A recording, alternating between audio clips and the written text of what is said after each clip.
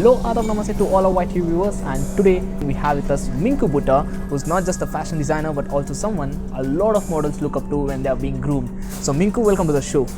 Thank you, Ashish. Pleasure. A lot of people might not be knowing you, so that one question, which is, who is Minku Buttar? Can you answer that? That's actually, you're starting the show with a very heavy question. Who is Minku? I think I wear a lot of hats. Now that you have said that, I think I have two avatars. Okay, so I have the fun person who celebrates life. Okay, I just think life is vibrant, colorful, and you should be in celebration perpetually. And also I have the very serene, demure side of me. I travel a lot, so I just have to see a nice attractive rock. I usually just tell the whole group and I say like, wait, stop the car. I have to sit and meditate on that rock.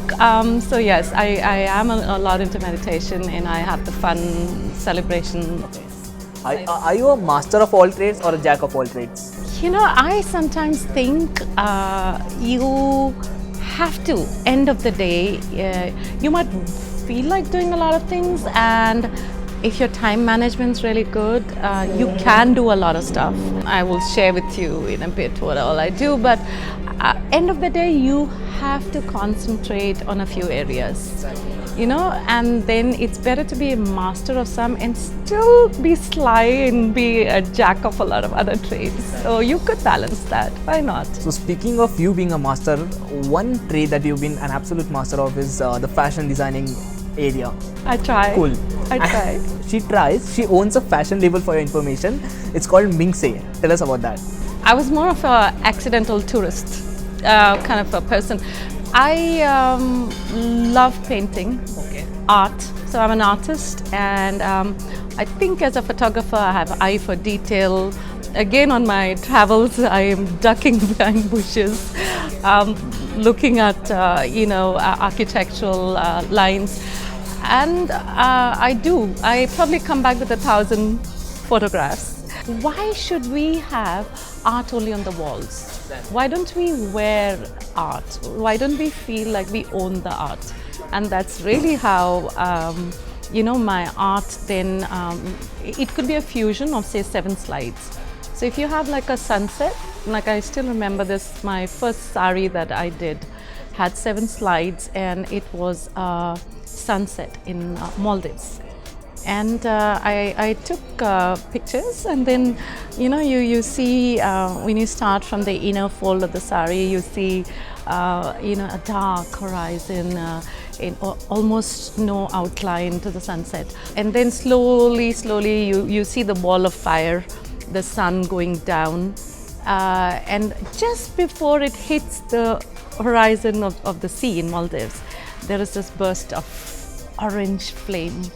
And that's the most beautiful. So I'm very patient. I just wait with my camera, and then when you unfold the sari, the whole drama is always on the pallu, right here on the shoulders. That's how I do my placements, and you could actually see movement in the sari.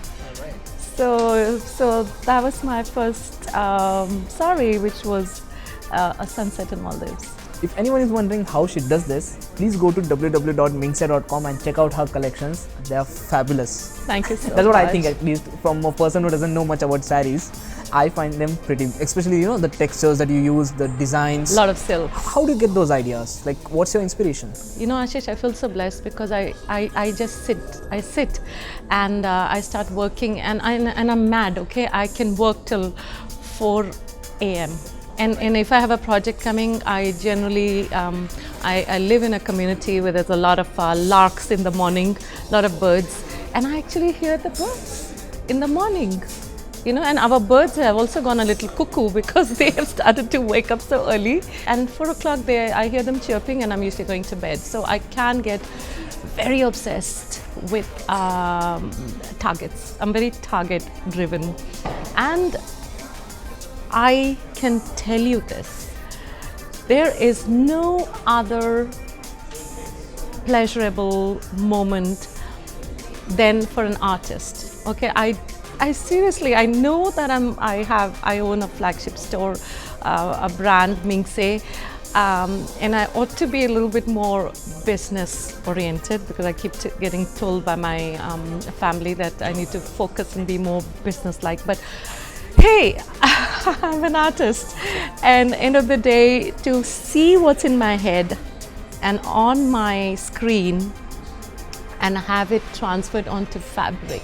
And of course now I'm doing other mediums like wood, glass, metal, but to see that unfold, and then you see a client who picks up on those nuances of colors and vibrancy and movement, and then to have them drape it around them in those beautiful, nice, sensuous materials, total gratification.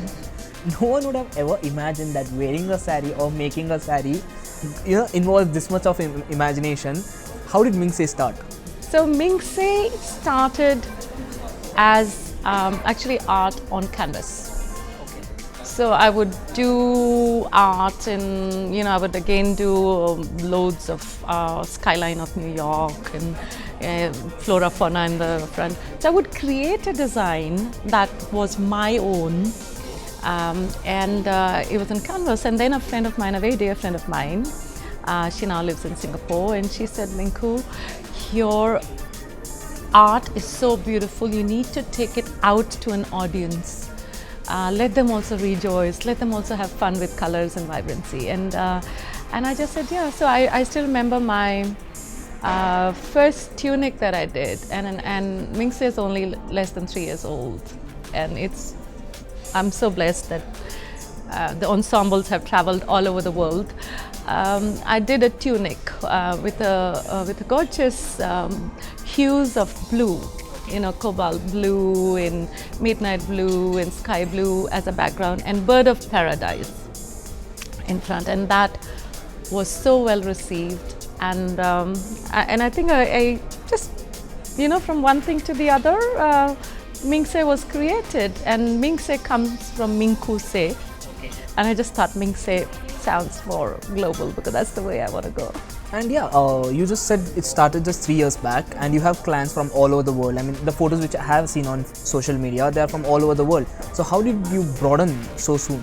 I just think word of mouth, the Chinese whispers, they really, really come handy. And seriously, I've not really advertised so much. So there has been not much marketing or nothing like that? Not really. I seriously think even when it came to fashion shows, MCs, event organizers, fashion shoot people, they've come to me and said, we want Mingse on stage. Okay. So I that's think commendable. that's been very blessed with that. It's just come my way, yeah. Given the fact that given the fact that you have been doing a lot of things apart from fashion designing, what made you choose fashion designing as something you wanted to go forward with? I mean, as you said, you are a jack of all trades, or probably master of all trades.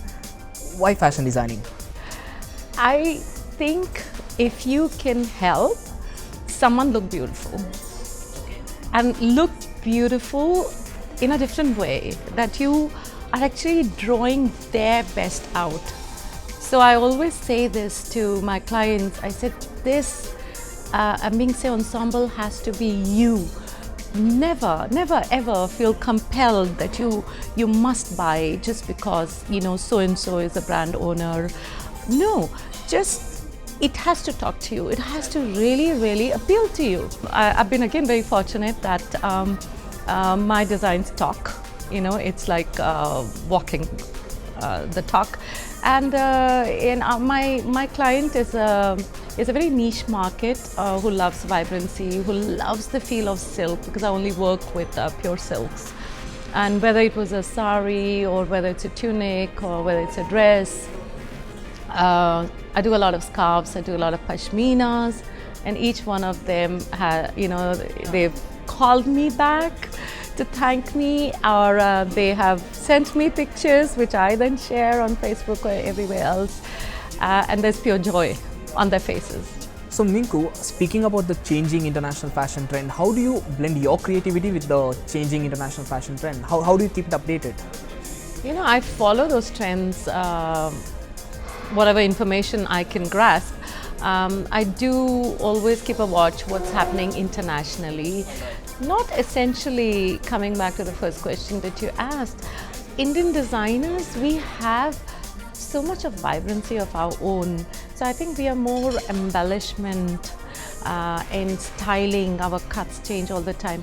I'm not sure if there's too many Indian designers who keep up to the color scheme internationally, because that's the first thing that comes out. But yeah, the top people do. And I think it's important because, I mean, come on, we're not a segregated industry, domestic and international. I think some overlap there. So I think it's really nice that we keep up with it. Speaking about colors, I mean, India is a country which plays around with colors a lot. So what color palette do you think is going to hit the roof in 2017?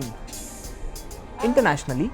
By the way, Lakme Fashion Week is actually now gone up to 6th in the world scene. So that's really great. I'm very, very happy about that. So internationally, we are being acknowledged as a force to be reckoned with. The color palette I see is for spring, summer, beautiful, sweet colors like buttermilk. It's so different from the curd. So imagine texture in buttermilk, then there is periwinkle. For me, I frankly cannot imagine the way you do, but yeah, I can, up to my level, I can, try to imagine. I breathe these colors, I dream these colors, I live these colors. Imagine I a taste person them. thinking about all this at 4 a.m. It's just crazy. It's what keeps me going, believe me. And so those lovely colors, and then later part of the year, we're going to see a lot of army greens. So you guys should be very happy. There's a lot of army tones coming in even for the men. All right. And something what we called the contemplative camo, which is like a play. It's like a camouflage of army. You know how the army dresses? Yeah. So there's a lot of play around with those. A lot of metallic colors for the women. Even if you look at the shoes, there's a lot of Swarovski studded shoes, a lot of hobo bags, a lot of fascinators and bandanas. In fact, I wanted to wear a bandana, which I've been sporting for the last few weeks. Somehow didn't. But yeah, so that's the international scene, and I hope to see something of that in the Lakme Fashion Week as well. Yeah. All this while we were speaking about the fashion abilities, now let's come to your mentor side of things. Miss Bangalore 2016 was under your grooming. So how does it feel seeing your prodigy going on and becoming Miss Bangalore 2016? Well, grooming in the sense, I'm like a godmother to Bhavna. Bhavna Shripad is the Miss Bangalore 2016, by the way. Yeah, so Bhavna's, I'm like a godmother, and her mother is, my best friend. I've seen her grow up. I've always said this, that I said she has so much potential, let her model, and she's actually being groomed to be a doctor. So I was very encouraging, and I just said, okay, Bhavna, you've got to have this voice modulation and the speech correct, and so I helped her with that. But when it comes to walking on the ramp, a young girl's own potential comes into play a lot. And of course, she had a good mentor in Sridhar as well, who helped them walk. So I'm always going to be next to her, and I told her, I said, baby, we're going to see you as Miss India. Speaking generally, when a model, an aspiring model comes up to you and she asks you for grooming, what's her approach? How do you do it? It's not like I've had a lot of that happen.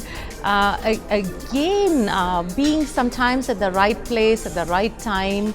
I've had a lot of university girls come, and it's very interesting.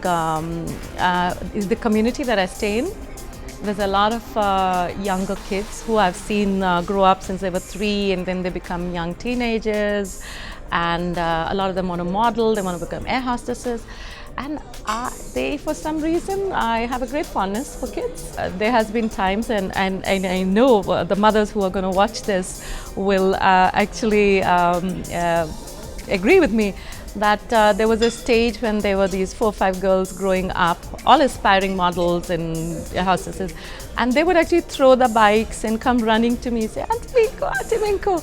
And then I've received cute little heart notes in little diamantes left on my doorstep sometimes. Thank you, Auntie Minku.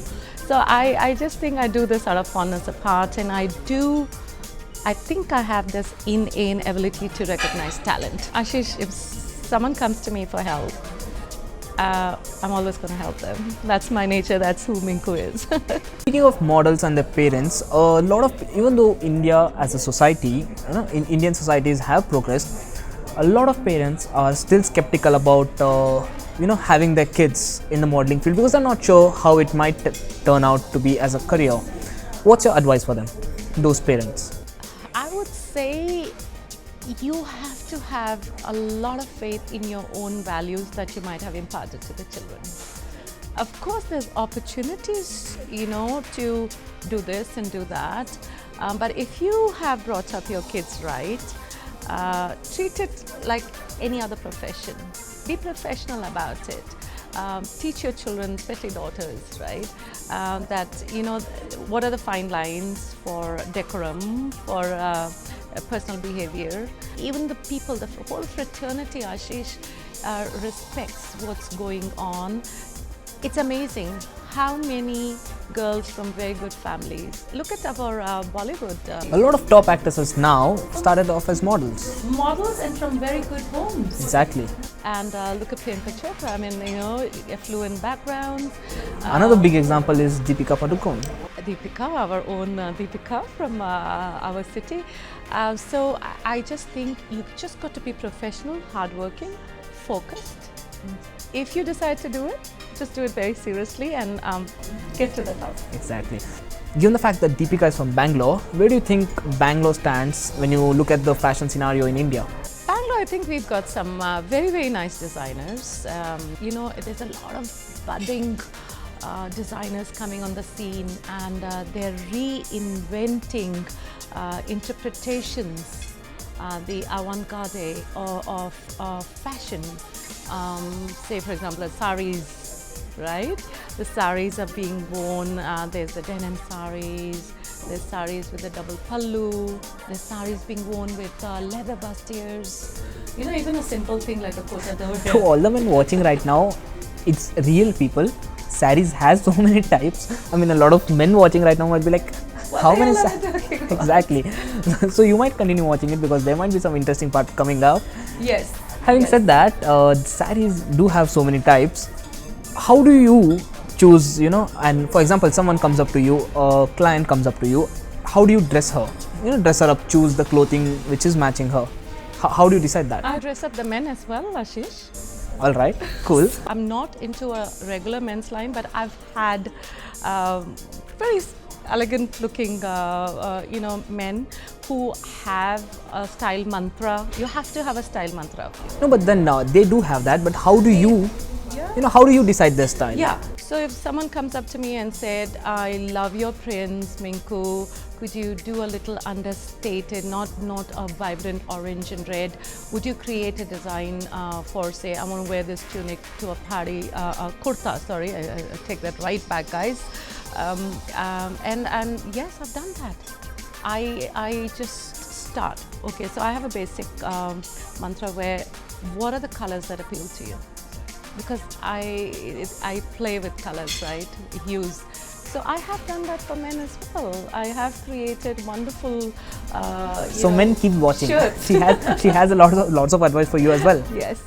So I can. If you have the nerve to be different, if you can carry off colors, however sedate or bright, then yes, you could always approach me and I can create something that you could walk into the best of glittery parties. How important is fashion in everyday life for a person? Because a lot of people think, we don't attend parties regularly, we are not from that affluent background, so but still they need fashion. So how important is fashion in their life? That's such an interesting question, because let's take fashion not as something that's meant for the page 3, for the party crowd, but we are looking here as fashion as a style statement. Exactly. It's for a college going girl, it's for a housewife. You have to feel good inside. You have to be feeling good about you. Say, for example, a homemaker. It really, housewife is such an understatement. It's a homemaker, and I think, and this is for all you homemakers out there, it's a lot of work, and never think that you're just a housewife. Throw that in the bin. You are not just a housewife, you're a homemaker, and you're working from morning till night, and you deserve to feel good about yourself. And you could wear the most simple clothes, but it has to become you. So if you're not sure what becomes you, you can always approach me or someone else and say, look, I just want to change what I look like, what I'm wearing, and so what do we do about it? So just take off, go take an afternoon off, you deserve it, and go and try out some new outfits.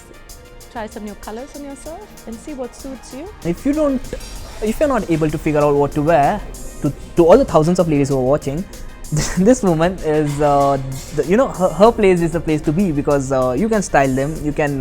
Yes, I do. I think that's my forte. I can reach out to who you are. Exactly. Inside, and it's not on the outside. Okay, forget about on the outside. Your inner out. It's not out in. Okay. So it's who you are. Stick to it. There is no need to change because so and so is wearing that, or so and so is in fashion. No, if it doesn't suit you, don't wear it. Exactly. There might be something that's your style mantra. So find that out. All right, but a lot of people, there's this popular conception that there's a huge difference between fashion and style. As a fashion designer, what's your take on that? Fashion is fashion across the board. Okay, fashion is also those sometimes. I know I shouldn't say that as a designer, but it's like a canvas. Okay, especially when there's a fashion show, it's like a palette. You have a canvas and you try to do something so different. You dress up the sari with leggings and boots, or say the Milan fashion recently, they had all these feathers, and Gucci, the whole thing was like a fairy tale. Okay, no, that's fashion because it gives them a forum, a platform to showcase what they've designed with a lot of other accessories and such. When it comes to style mantra, treat that as your personal style. Exactly. Okay, and you believe me when I say that no matter who you are, what field you are in, you just need to feel good. Please get up in the morning, look in the mirror, and say, I love me. Okay. Okay, and that has really, really worked. That's going to inspire a lot of people now. Yes, just seriously go up there. And I do that. It's not egoistic, Ashish. It's not egoistic, and it's not narcissistic. It's not vain. It's not vain. Unconditional love for yourself is your birthright. Seriously, it's your birthright. So you deserve to be loved. You must love yourself. Only then can you love someone else. Only then can you love all the fashion. Okay, all right. Now, what is the most common question that you ask about clueless people who come to you for fashion advice? Would we look good in this? Okay. And I go like, how would you know if you don't try? Exactly. Isn't that true of life? How can someone else answer if you're looking good? I mean, if you feel good inside, that's enough, right? Yeah. So I usually, for me, it's never about like, did she pick up an ensemble? Did she not? I just want to pass that feel good exactly. to them. So I just take them to the mirror and I, drape something on them and I go like, what do you see? What do you see? And then we start a repertoire and we talk about it. And and it's perfectly fine if they have walked out with a Mingse or not. They need to be happy with what they are wearing and outlook on life. Yes. But confidence is something that a lot of people need to wear along with their accessories to look better. A little bit of attitude. Attitude is, again, rightfully, Ashish, you can wear attitude where, when you walk by, someone says, yeah, she knows who she is. He knows who he is. All right. She's making sure that all the guys are interested as well in the interview. Yes. Who are you? Do you know who you are? And are you carrying yourself confidently? Sit up straight, take on life, take on the universe, guys. Imagine there's a guy walking in front of you. He's going to get me into trouble. Imagine there's a guy walking in front of you. How do you judge whether he's good at his style, or whether he's confident or he's not confident as a fashion designer? I think all of you guys tend to be more casual. And it's okay to be wearing jeans and a crumpled shirt and step out. You would still, some of you, because you have that flair, you carry yourselves well. Confidence in who you are, and it doesn't matter what you're doing in life. I have come across guys who have so much of self-esteem. I think you're talking about self-esteem, right? Exactly. Right? Yeah. So self-esteem, you have to feel good about yourself. So someone with a crumpled shirt in crumpled jeans can come out looking so confident. A guy, he might actually be the guy who's going to serve you somewhere. And you could have a client sitting there in a very immaculate and thinking you're very dapper. But and the guy could be slouched or whatever. So having a little bit of a regal stance.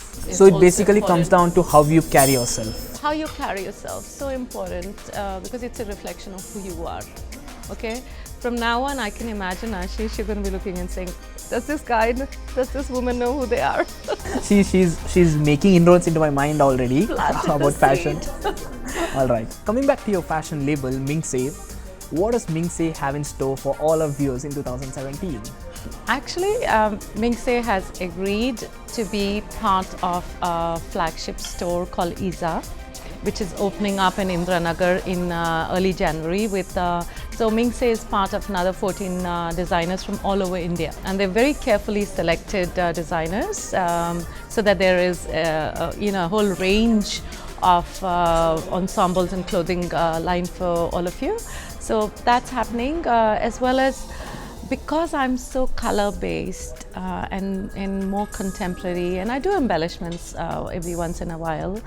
I can afford to actually stay with the color scheme and the color palette, what's happening summer, spring right now, internationally at the Milan show. Yeah. So that's how you're keeping yourself updated. Yeah, I really like infusing fresh colors it doesn't become monotonous. And my clients as well look forward to saying, oh, okay, now what does Mingse have? That freshness with every product. Yeah, what does Mingse have? All right, yeah. Speaking of the fashion field again, a lot of young people are getting into fashion field, especially in India. And Gigi Hadid, Kendall Jenner, all those, bunch of models are an inspiration for a lot of young girls in India. What about you? What do you admire about them? I just think they have the nerve to be different. They are chic. They are quirky sometimes, but they also do things on their own terms. I love that. Like they just do what they want with fashion and break a lot of boundaries. And I like that. Yeah. I think we tend to be sometimes a little bit more conservative, but the youngsters are fresh and they love what they're doing in their own terms. Now, speaking of your own fashion taste, who's your favorite international fashion icon and why? Interesting question, Ashish. A lot of people give insights about that, and you being a designer, you might have an in-depth reason as to why you have a favorite fashion icon. I was so being myself till one day, one of my very regular clients, and she lives in the UK, she came up to me and she said, Minku, you're so kawali. And I go like, really? I do admire the bloke a lot, I really do. When I started thinking about it, yes, my prints, my colors. The only other person on the Indian scene who might have done something that he does in his ensembles is probably Gauri Khan. She did something for Satyapal. And so I've been also likened to Gauri Khan's collection. But I think Qawwali, gosh, he's such a guy. He's been around for a few decades. Very fond of animal prints, which probably is I'm not, so that's the difference. But our prints are pretty much similar. So I actually like his personality a lot. He created a line called Angels and Devils. All right. For children. For children. How quirky is that? I love that. And imagine a mother going to the store and saying, "Oh, my child's been really naughty and I'm going to get him a devil suit." And she buys that and she goes and the angelic looking child sitting there and she goes back to the store. That's a fascinating thing to do. Yeah, she goes back to the store and says, "No, I've changed my mind, but I think I'll take the angel one." So that's who he is. And then actually had Indian goddesses put on underwears. Oh, okay. So lingerie, sure on lingerie, huge hue.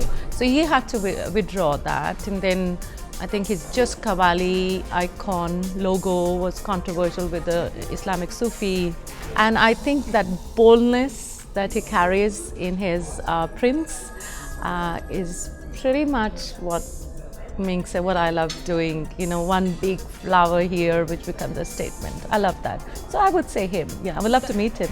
Okay, so if he's watching, he might as well. Speaking of, the controversies which are created, a fashion designer is someone who is very free-flowing with the creativity that goes on and all. But as you said, a small mistake might create a huge controversy. So how careful do you have to be about that? Yeah, I think you have to be sensitive. Yeah.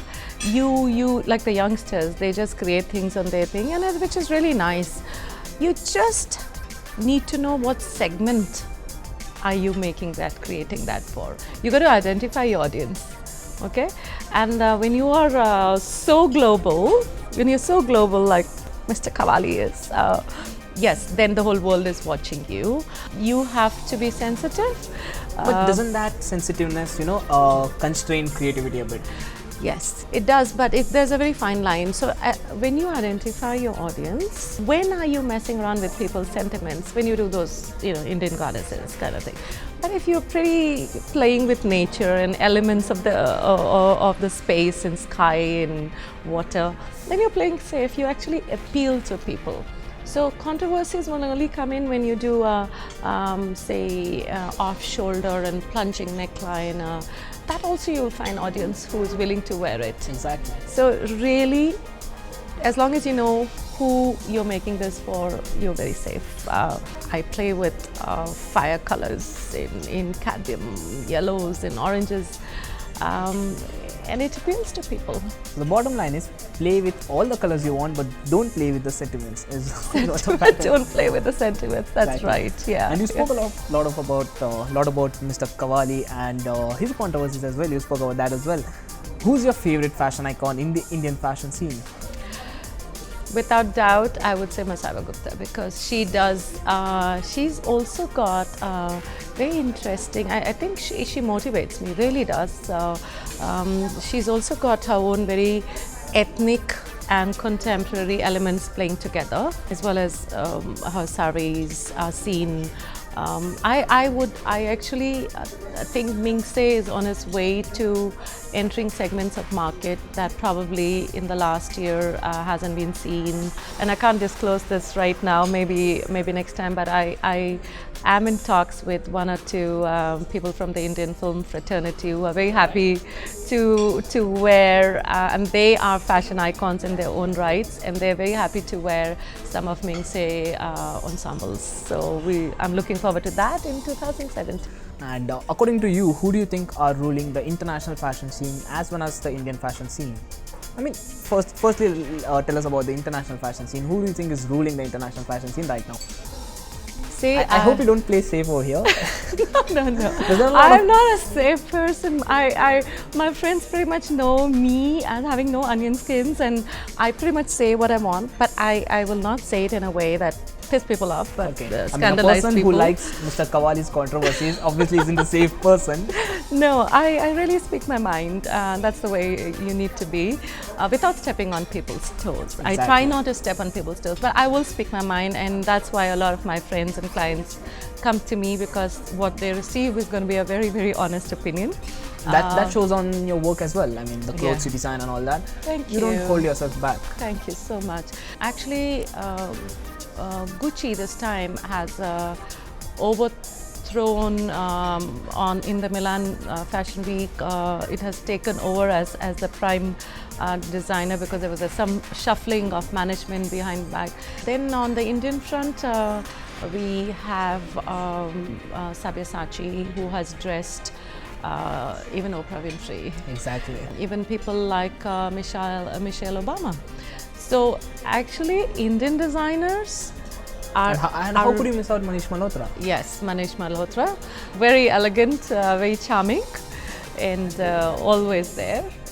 Beautiful. He really knows how and what client wants, and he's got such established clients. All of them. There's other budding people like Payal Singhal, Masaba Gupta, always perpetually, and that young, the young upcoming designers who are always doing things on their own terms. Maybe their brands are not up there yet, but it will happen. It will happen, and I enjoy that. I actually, you will not believe it, but I so enjoy seeing success, not just in what I do, but also I'm very happy if someone's happy. That's part of So that's the sort of person Minku is. I have friends who will approach me at 3 a.m. if they have to, and I'm there for them. And whatever I do, I just completely do it with 120% investment of time and love. That brings me to my question. What does Minku Buttar do when she's not sitting till 4 a.m. thinking about new fashion designs to put out on sarees? What do you do in your personal life apart from fashion designing? So much of travel, Ashish. I travel so much because I love travel.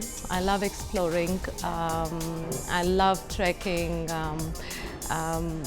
Just meeting new people. I usually get off a plane having made 2-3 friends, and I think I'm a very spontaneous person. I remember this one time when the air hostess, I was talking to her, and then one of the passengers came, and I was standing near the kitchen gallery, and the passengers came, and they said, "Could I have a cup of tea?" And I said, yeah, I'll make you a cup of tea.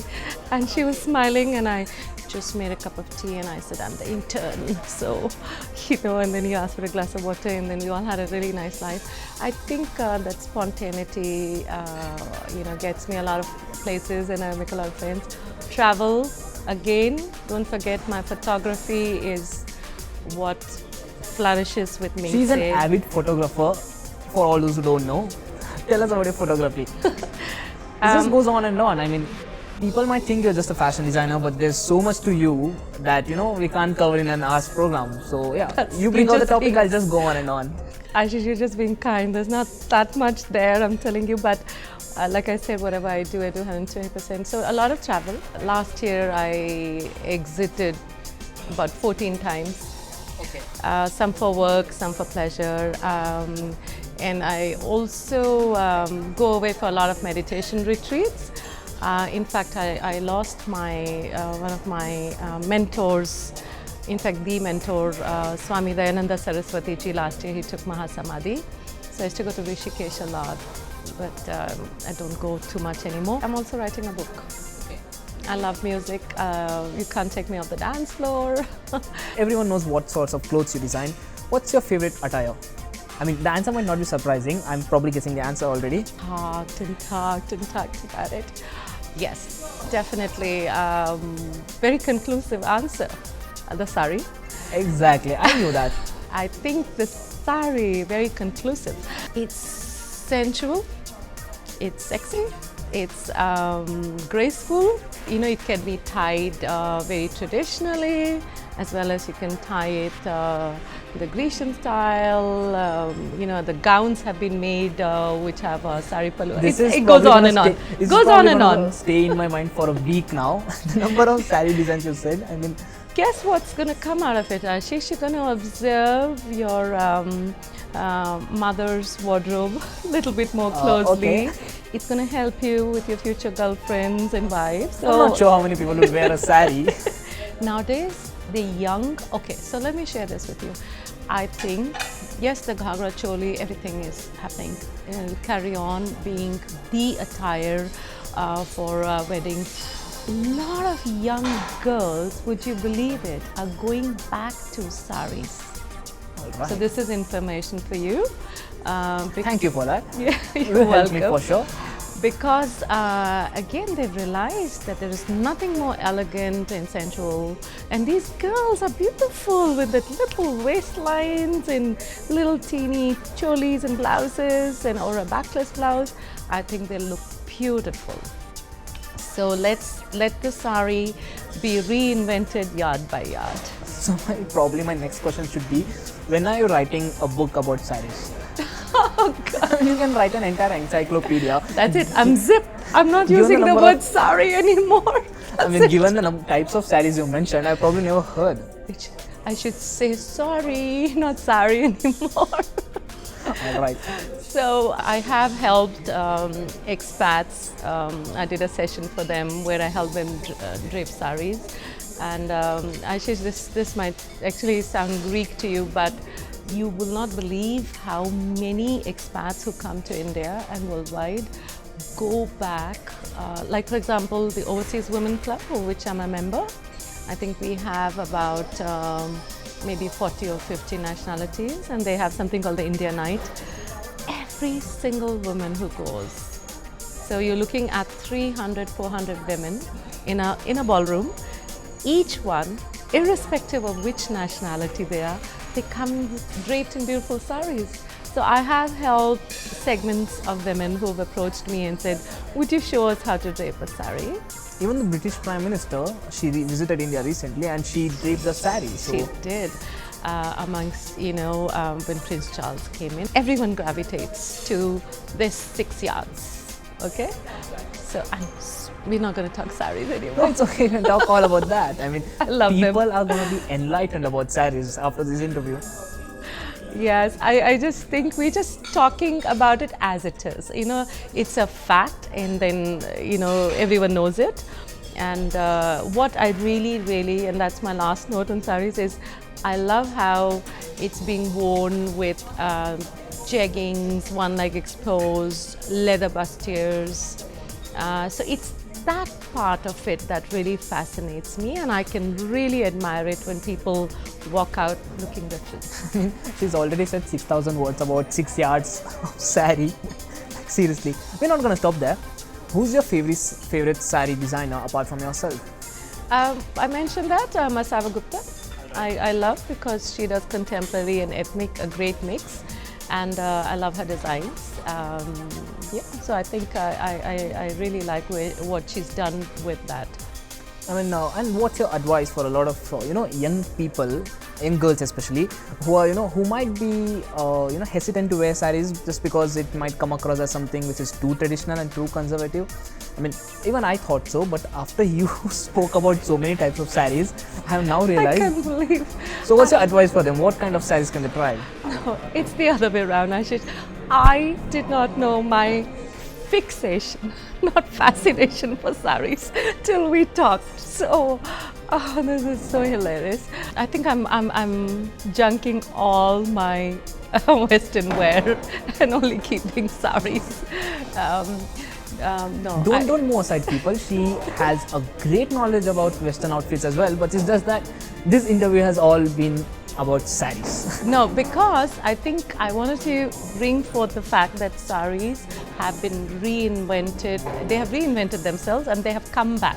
So I can't help talking about it because they are so much on the international scene as well. And it's something we have to be proud about. We have to be very proud of it. When we talk about Western wear,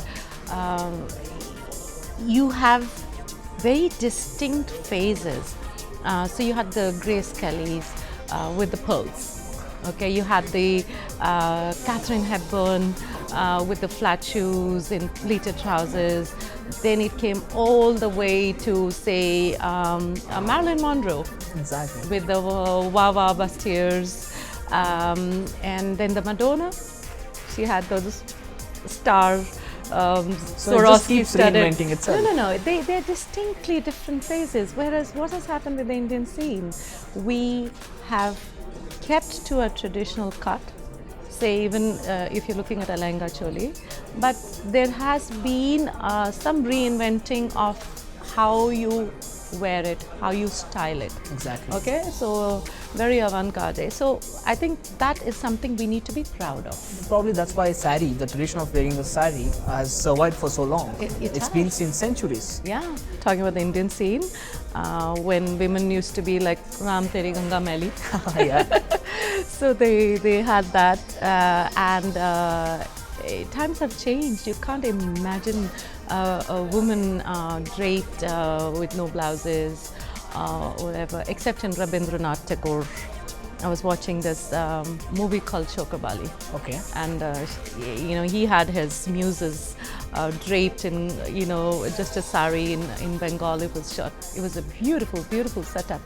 But from those times when Raja Ravi Verma drew those beautiful muses with just a beautiful piece of clothing draped on it, things have not. Sari is a sari, okay.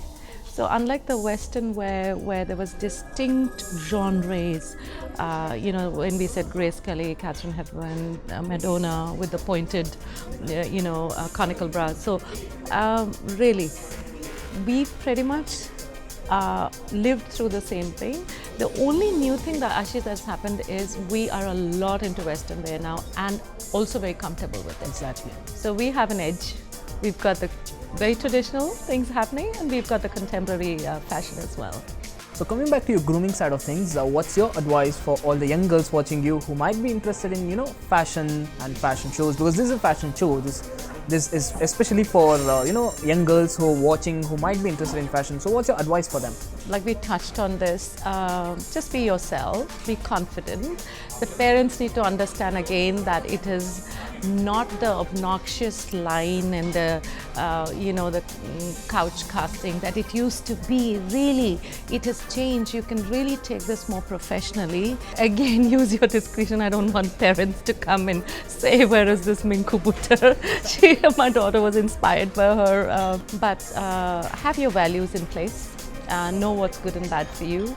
And I know this about you also, Ashish, right? You're doing a wonderful engineering degree and then you're doing this because you're so good at it. You're such a natural, right? Thank you. So if someone out there really feels from inside that that's the way they want to go and they want to explore, for example, coming back to Bhavna Shripad, Miss Bangalore. So what better example than your own muse? Yes, you just get up and do it. But be focused and treat it professionally and not something that you're going to waste time in. That's not going to serve you well in the long run, yeah? So just go for it. So to the thousands of viewers who are watching you right now, give them one reason why they should immediately check out mingse.com. Yes, if you explore mingse.com, you probably not see a lot of men's dressing line there, but yes, Mingse does do a lot of dress sense for men as well now. But I think you will catch on and hook on to the vibrancy of colors, and Mingse is about celebrating life with all its nuances of color and vibrancy, and that's it. If you're a joyful person, you will really love wearing Mingse. It's simple as that. So thanks a lot, Minku Buttar, for being a part of the show. It was great speaking to you. And, my pleasure, Ashish. It was an absolute honor to be speaking to Minku Buttar and getting to know the 1,000 varieties of saris. I mean, it was just speaking to a scientist about saris. It felt like that. So we'll be back with another episode of Modeling Shortling. Till then, keep watching YTV.